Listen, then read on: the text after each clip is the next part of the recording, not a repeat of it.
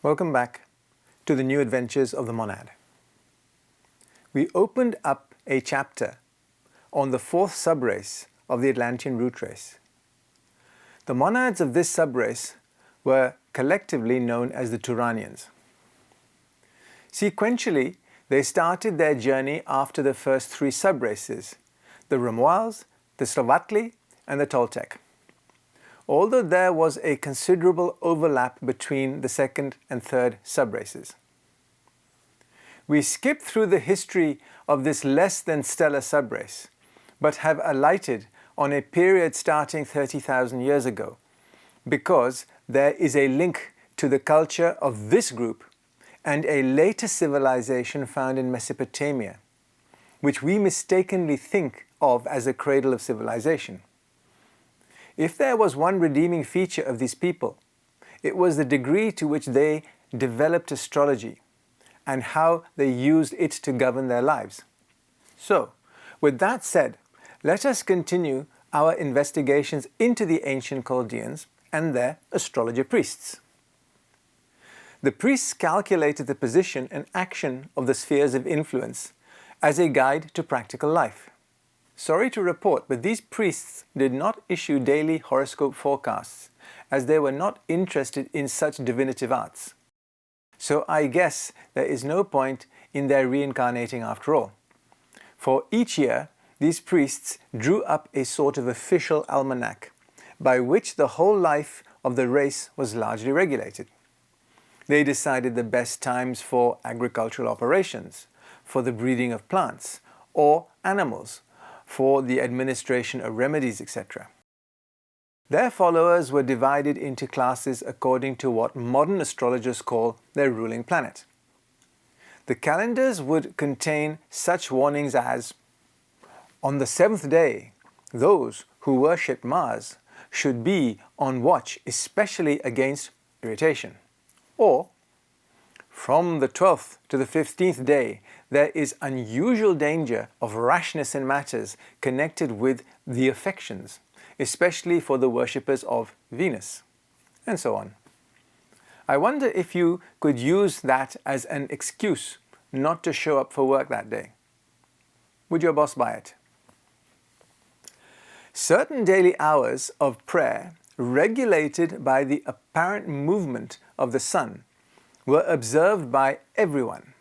At sunrise, noon, and sunset, certain anthems or verses were chanted by the priests at the temples. Those who were able to do so attended the temples at those times. Others recited a few phrases of prayers or praise. Apart from these observances, common to all, each person had their special prayer to the particular deity to whom by birth they were attached.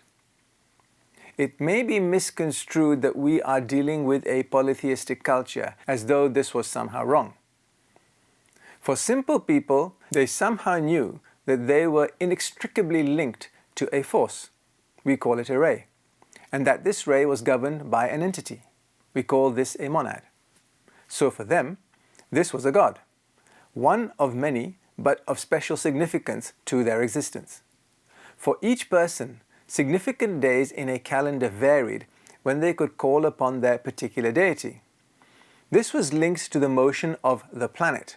However, the most favorable alignment was that when any significant planet crossed the meridian, and next to that came the times of its rising and setting.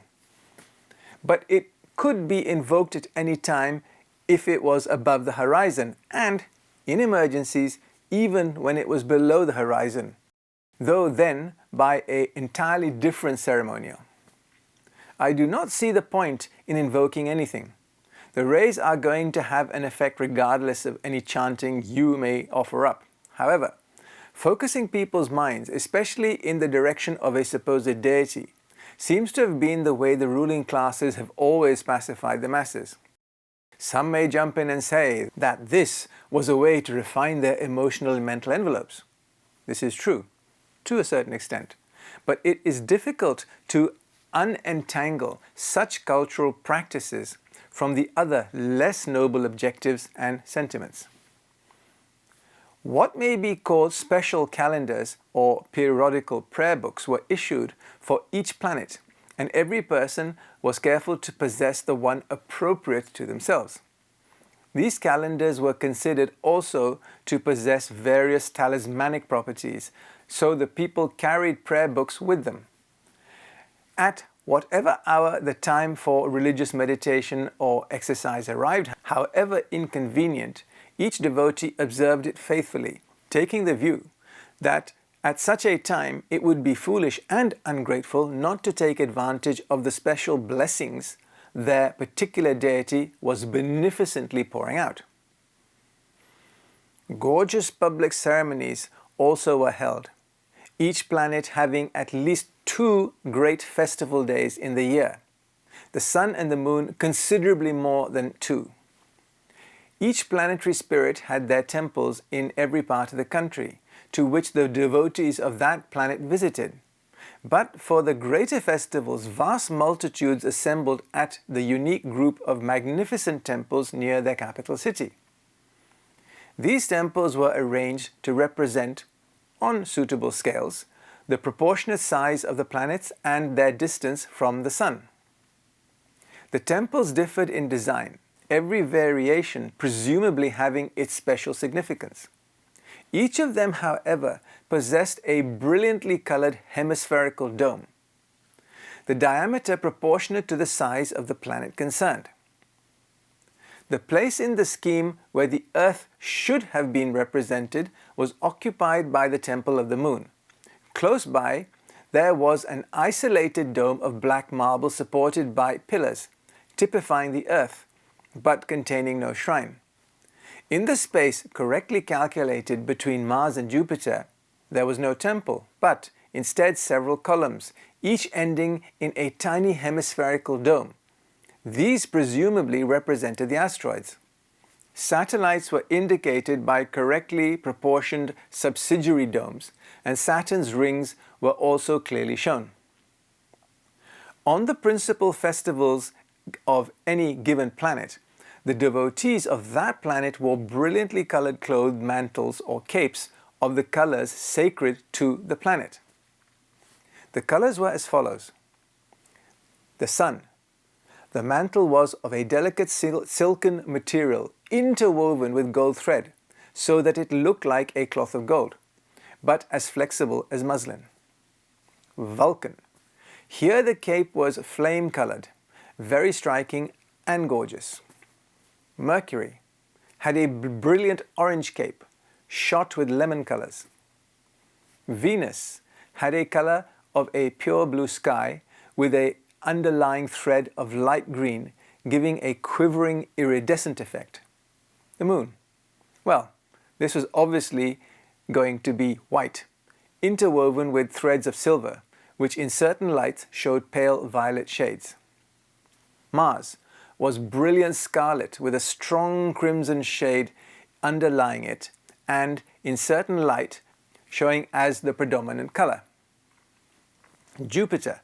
The cloth was a gleaming blue-violet dappled with tiny silvery specks.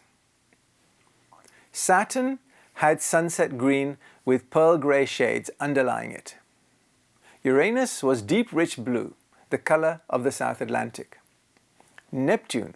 This cape was plain-looking, dyed dark, indigo, though unexpectedly rich in highlights.